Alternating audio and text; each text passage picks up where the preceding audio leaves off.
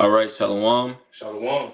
First and foremost, want to give all praises, honor, and glory to Yahweh, Ba'ashem, Yahushai, Ba'ashem Rakakwadash. Double honor to the elders and apostles, a great millstone that taught us this truth, and shalom to the hopeful elect, the Akim and the Akwaf scattered around the four corners of the planet Earth that have returned to the obedience of the scriptures.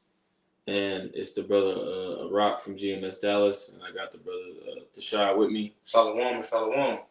And we just wanted to do a quick lesson through the spirit, dealing with the things that are, befalling the planet Earth, the state of, the world, and specifically Babylon the Great.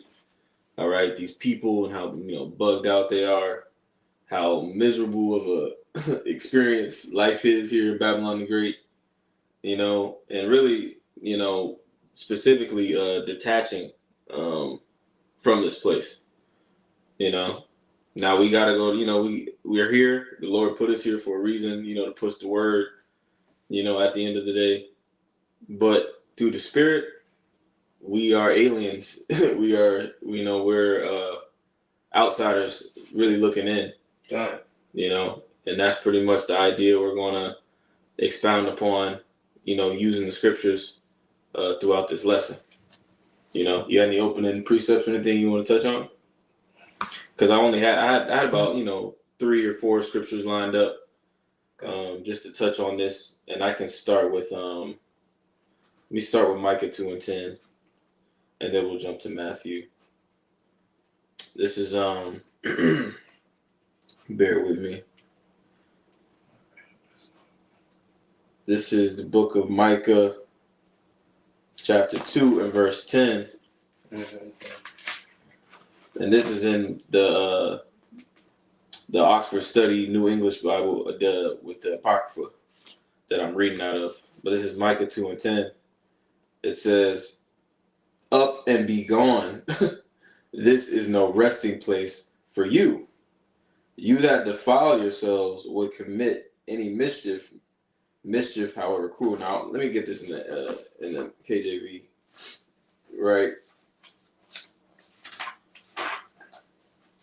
Because sometimes when you read the other versions, you gotta go back into the promise. You gotta go back into the KJV to really get that that feel. But this is Micah chapter 2 and verse 10. It says, "Arise ye and depart, for this is not your rest." All right, arise ye and depart. We'll deal with that because that's not talking about physically fleeing. The Lord left scriptural examples such as Jonah. All right. That whole story, the takeaway, the primary takeaway from that is you can't flee from Yahweh Shem Shah. You can't escape what he has written for you and predestined for you. So when it says arise and depart, that's not talking about buying a damn plane ticket. All right, going on, a different platform, trying to find the cheapest tickets, and getting out of Babylon the Great. That won't work. And then ultimately too, pursuing the Revelation 13 and 16. The CHIP, all right, the NWO is a global system that Esau's trying to roll out. Okay. So even if you were to flee, all right, to Mexico or flee to Canada, flee to the other side of the world, right? These Eastern, the Eastern Hemisphere, right? There's nowhere you could go. All right, you're gonna have to deal with these prophecies. You're gonna have to deal with the judgment of Yahweh Shem Yahushua. That's why the scriptures talk about, I believe it's 2 Corinthians 5 and 10, right?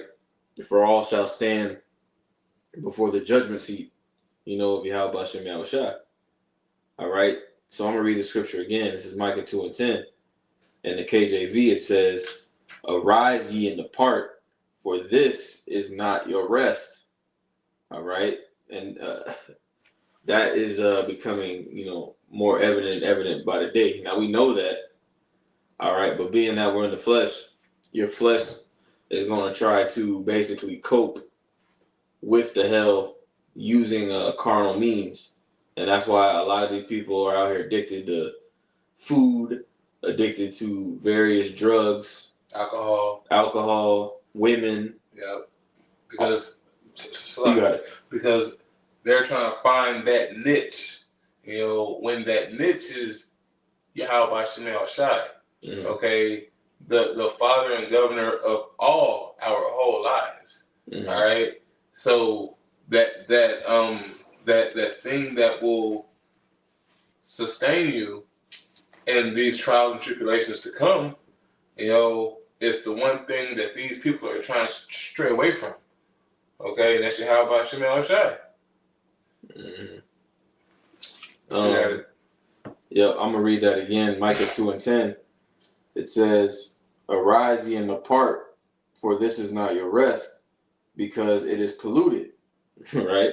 So again, all the what we're talking about, all these various coping mechanisms and strategies that the flesh wants you to tap into, that these people tap into, right? It's all polluted anyway. It's not gonna fix. It's not gonna solve anything. And a matter of fact, it's making these people worse. Yep. The scriptures talk about how Second Timothy 4, right? For they shall wax worse and worse, right? So there is no carnal solution available, right? The only solution is the healing from Yahweh Shem Yahushua. That's why the scriptures talk about, and was it Malachi 4? Yep. The Lord shall rise with healing in his wings, roughly paraphrasing. That's that same thing in Sirach 17 and 25. Mm-hmm. All right. Yahweh Shem Yahushua brings the healing. All right. Can I pull this precept? All right, this is Proverbs chapter 21, verse 16. It says, "The man that wandereth at the way of understanding shall remain in the congregation of the dead." All right, because everybody out here doesn't have proper understanding, especially of these scriptures. Okay, and they're wandering aimlessly, trying to figure out what's the proper way.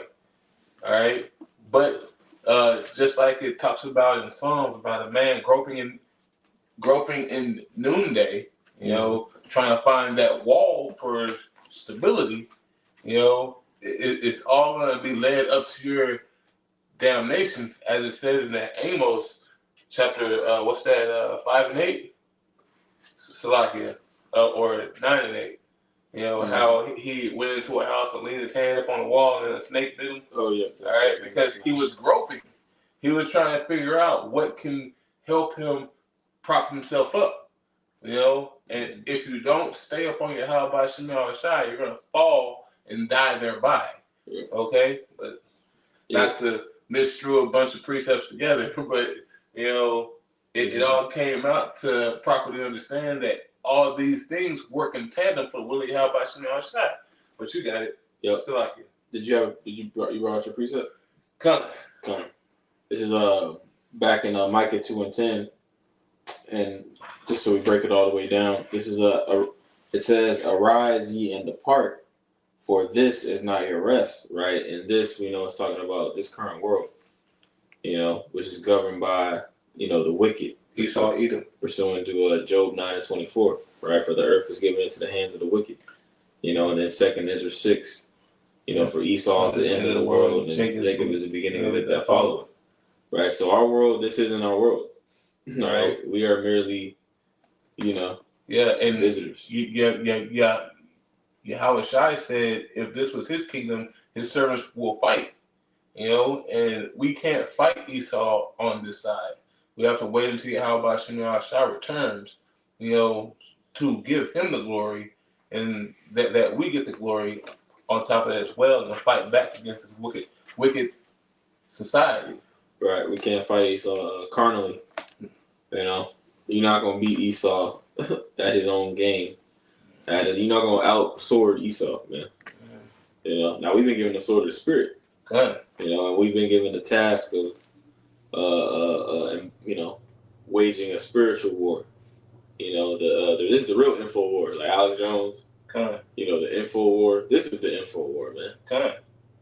And going to that sword of the spirit, we have the sword that pierces deep. Okay, they have the sword that can kill the flesh, but we have the sword that can kill the spirit. Okay, so I'm just going to pull this Hebrews chapter 4, verse 12. It says, "For the word of Yahweh by Shemel Shai is quick and powerful and sharper than any two-edged sword, piercing even the dividing asunder of soul and spirits and of the joints and marrow, and is a discerner of the thoughts and intents of the heart. So Yahweh Shemel Ashai has blessed us with a greater sword than what Esau can even fathom. Okay? Yep. I'm going to go to my next precept. Let me get 2nd Ezra chapter 16, verse 40 real quick. Yeah. Thank you. Bear with me. This is the book of 2nd Ezra, chapter 16, and verse 40. And it reads, it says, and this is in my the New English Bible with the Apocrypha Oxford Study. It says, listen to my words, my people, get ready for battle. And when the calamities surround you, be as though you were strangers on the earth. All right, now when you get that in the regular Apocrypha, it says pilgrims. Con, you want me to read it? Con, you got it. Con, this is, oh my people. Oh, what's this? 2nd Ezra chapter 16, verse 40. It says, oh my people, hear my words and make you ready to the battle. It says, and in those evils, be even as pilgrims upon the earth. You know, so what does a pilgrim do? He wanders. You know, he moves around. All right, yeah. Because especially whenever evil comes, the Isaiah chapter 20 verse 26, or chapter 26 verse 20. Bible get beamed up. Nah, going into how we have to hide ourselves in our chambers. Yeah. That's going to get beamed up. Oh, come on. Hide in the chambers. Yeah. I wanted to get the definition of that word, pilgrim. Come. If my laptop will work. Is there any way you can pull it up, the definition of pilgrim? Let me see if I got the blue letter. Oh, you don't know. You don't got to get the blue letter. Just on Google. Okay. Yeah, just on Google. Okay, and then we'll get the definition of the word pilgrim and the definition of the word detach. You know? Because again, honestly, the Lord is gonna make us detach. You know, that's part of the going through the straight gate.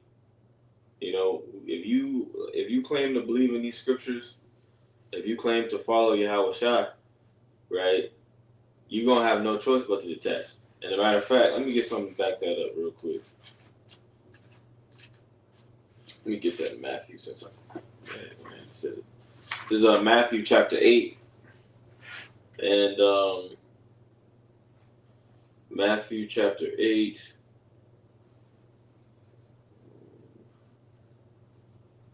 Where'd it go? Salaki.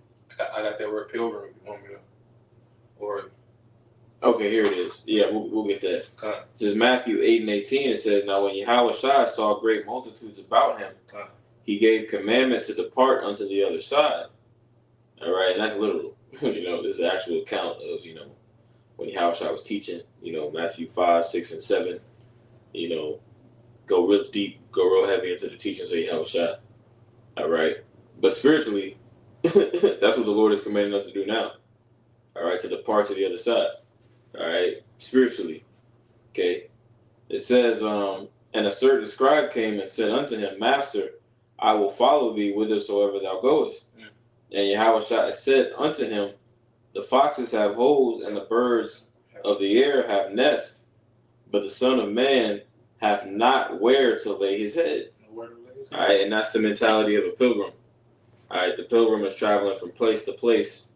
All right, ultimately on the quest for a specific destination. You know, and that's the mindset that we have inherited. Really, that's the legacy. That's the legacy of our forefathers. All of our forefathers were shepherds. Shepherds are pilgrims. And they stayed in tents. They didn't have structures to where they go and lay their head. Temporary abodes. Because they would have to get up and move and go wherever the sheep go. Because that's how the sheep would eat. They would graze upon the land. Right? But here's that word pilgrim. Why? Here's the definition of that word pilgrim. I like that second dot, but Con. It says a person who journeys to a sacred place for religious reasons. You know, and that sacred place is the kingdom of heaven. Which is only for Israelites. Making it sacred, because when you go into the word sacred, it's set apart. Yep, the word sacred goes into being holy, being set apart. You know, it's exclusive, and it's excluding the other nations. And even if Jake wants the other nations to be there, they still can't be there unless they're a servant. Right? But second, it says a member of a group of English Puritans fleeing religious persecution, or the next one. Well, they got the literal. Oh, the literary? Yeah. It says a person regarded as journeying through life. Yeah. So, you know, we're pilgrims because we're just going through life, you know. But Yahweh Shemai Shai has a special destination for the elect, and that's the kingdom of heaven. Yep. I'm gonna get some of these other definitions on Merriam-Webster. It says one who journeys in foreign lands. In Cambridge, it says a person who makes a trip, often long and difficult one, to a special place for religious reasons. And that makes me think of that broad is the way that leads to destruction, but narrow is the path that leads into salvation. And that path is usually a winding road. All right, you know, you have to go all over just to get to the proper place, you know, to sojourn there. All right. But in the kingdom of heaven, it's going to be the end spot, you know. It's going to be a chill, all right? Living in peace, not having to worry about what's going to befall us from day to day, you know, or our children, all right? Abba Ratazah, you know, we make it on that first trip, you know, and it's blessed and endowed with the spiritual power, you know, that will be given to us. And then I wanted to get the definition of this word detach, because I titled the lesson "Detaching from Babylon the Great." It says on dictionary.com, it says to unfasten and separate, to disengage, to disunite. Yep. All right. And again, there's levels to this, but again, as prophecy proceeds, we're gonna have to detach more and more. You're not gonna be able to be worried about your job. You're not gonna be able to be worried. That's gonna be the least of your worries. You know, you're not gonna be able to be worried about all this little minute shit that, you know, we go through. You know what I mean? All that's about to be made irrelevant. You know, when these plagues really start to hit and World War III pop off, all right, when, you know, the economy finally, they finally hit the button on the economy and allow it to collapse so that they can issue in this new system. All right, we ain't gonna be, you shouldn't be worried about your life here, you know. And if you are, what did the Lord say? The Lord said, he that loveth his life shall lose it. You know? And he that we should pull it. Let me go ahead and pull it. All right. But like being in this society, you know, you really should be separating already. Right. All right. It should have already been, you know, endowed in you to be like, okay, fuck this shit. I gotta start, you know, trimming from Babylon the Great, because you see how wicked it is. Okay. This whole society is just, you know, brutal on the spirit, but you have to maintain to make your ends meet, you know. But as you're doing that, you're cutting shit off in your mind. All right. If you ain't got a woman, don't get one. If you ain't got no children, don't have none. Okay. You have to have the focus of having the main thing be the main thing, and this is staying in the spirit of Yahweh Shem Shai. Okay? Yeah. Abaratazah, you endure through all those pitfalls, all right, and maneuver swiftly, to get to the other side. Salaki. Yeah, no, beautiful point. The scriptures talk about, mortifying your members. All right, the scriptures also talk about they liken us unto, branches producing fruit. Right. But eventually it's pruned. You're pruned. Yeah. The fruit is removed. and the branch is that weight is lifted. Uh-huh. All right. It talks about in that second Ezra is how it says, "Do not let your burdens weigh you down." Right. All right, and that's what a pruning or your sins. Yeah. Salaki. Mm-hmm. And that's where what a pruning and a trimming of the fat. Because you have to trim the fat in order to work on the muscle. To get stronger. Yeah, there's a certain level of freedom that comes with detachment. The scriptures talk. The Lord said, "The truth shall make you free." Yeah, the truth shall make you free.